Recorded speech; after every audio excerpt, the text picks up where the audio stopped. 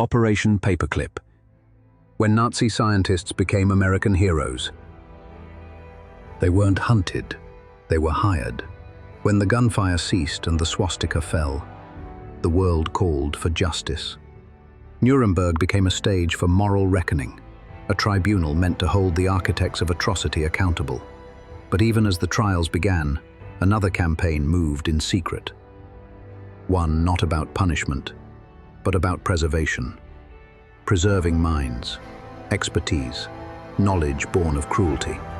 Because in the ashes of World War II, the next war had already begun. And in the calculus of Cold War supremacy, ethics became negotiable. Operation Paperclip wasn't a betrayal of justice. It was a replacement. Science over justice.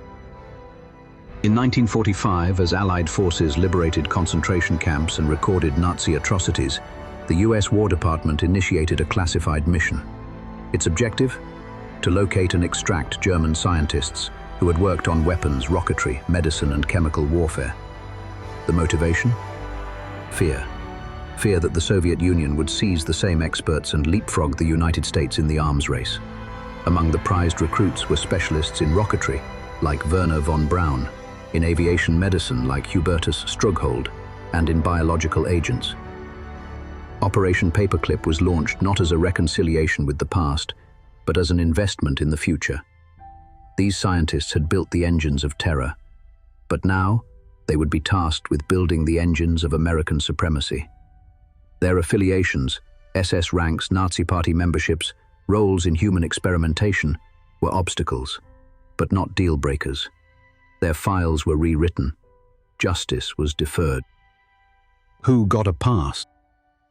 The most prominent face of Paperclip was Wernher von Braun, a visionary in rocketry, a colonel in the SS, the man behind the V-2 rocket, a missile that struck fear into London and took tens of thousands of lives.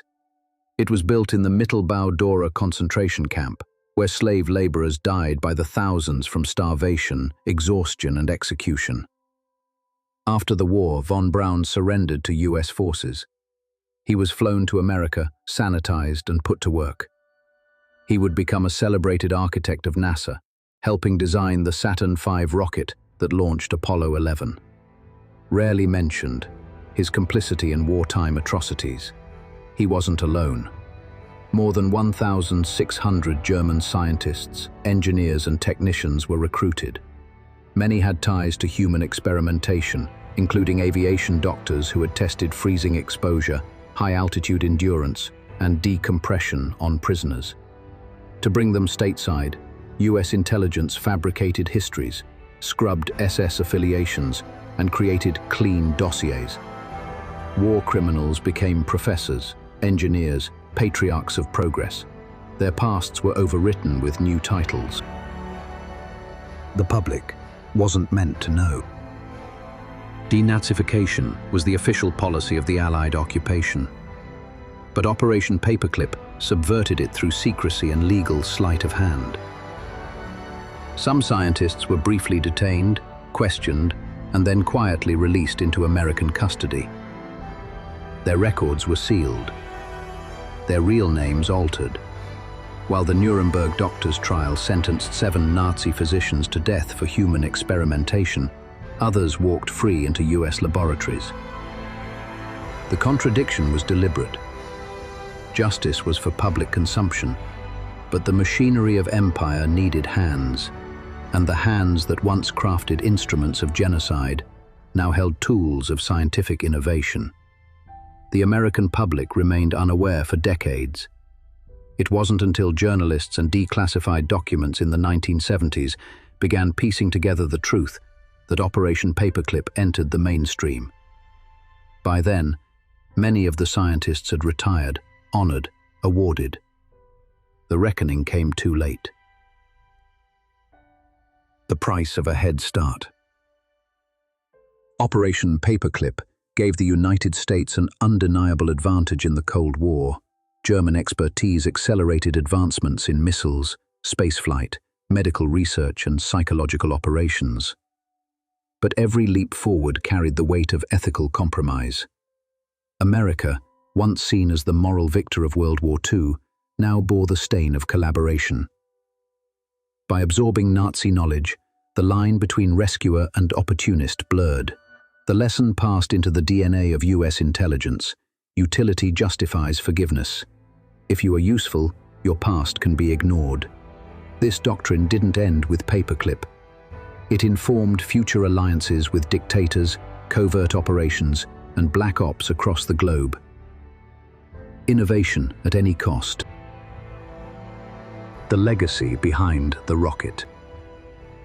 Wernher von Braun is immortalized in science museums, his name etched into the mythology of American spaceflight. But the camps, the corpses, the SS uniform are often omitted. He became the face of American ambition, and in doing so, obscured the face of complicity.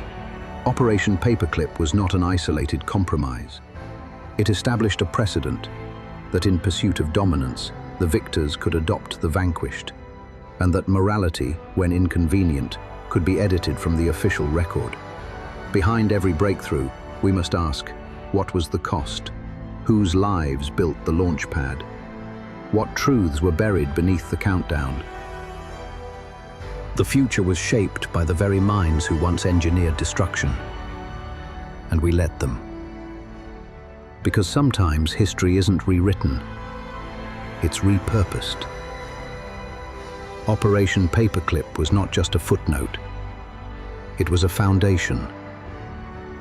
Subscribe to Past Redacted, because when evil is valuable, justice becomes negotiable. Next time, COINTELPRO: how the FBI tried to destroy dissent.